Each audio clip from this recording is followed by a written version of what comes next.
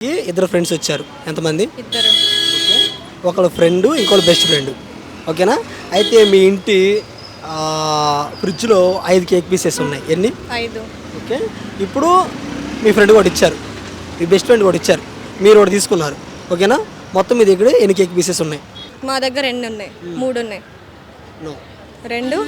No చెప్పే కాబట్టి 2 3 ఏదో ఒకటి చెప్పు. ఎన్ని పీసెస్ ఉన్నాయి? 5 ఉన్నాయి. Okay, pass. మీ ఊళ్ళో తెలివితేటలు ఇక్కడ వాడకు.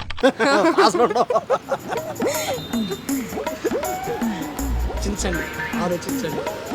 మేము ముగ్గురం తినేసామా?